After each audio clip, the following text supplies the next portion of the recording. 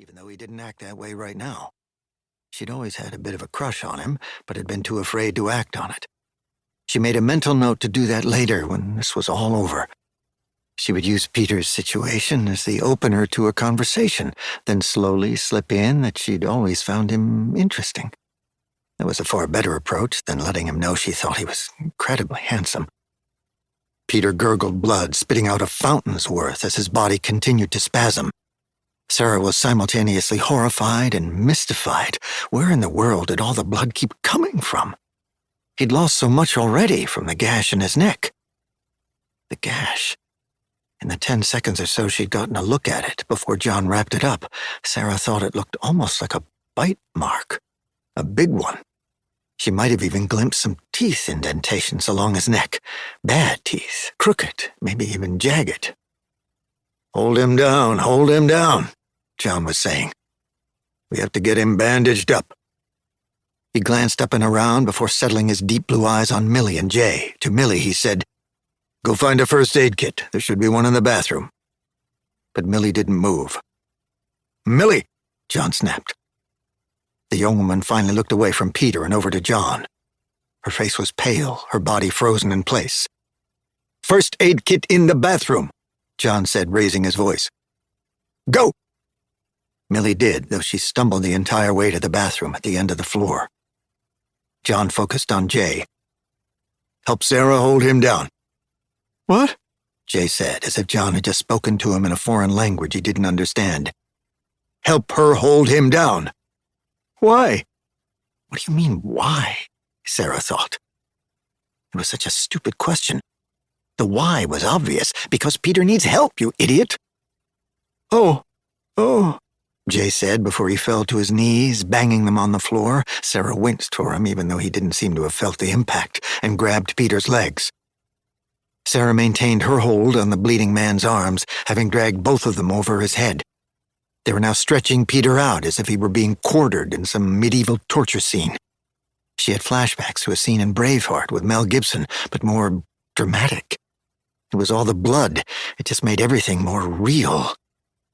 Peter kept thrashing and bleeding and screaming. It didn't seem possible that a man his size could let out such wild and terrified screams or bleed so much. God, where is all the blood coming from? What happened to him? Jay was asking. Jesus Christ, look at how much blood is coming out of him. Sarah didn't have an answer for him.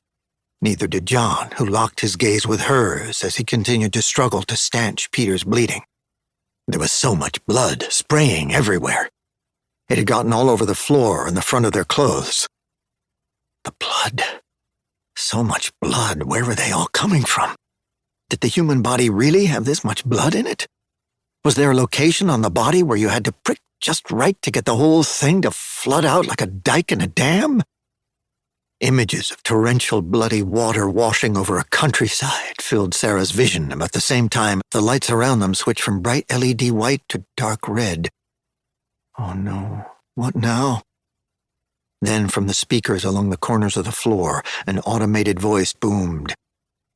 "Attention, attention, all personnel proceed to the nearest shelter. Attention, attention, all personnel proceed to the nearest shelter.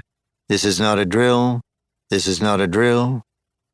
Then after a 2-second pause, "Attention, attention." The robotic-sounding voice repeated itself in an endless loop while Sarah, Jay, and John glanced around them, trying to make sense of what was happening. First Peter, now this, whatever this was. "What's happening?" Jay asked.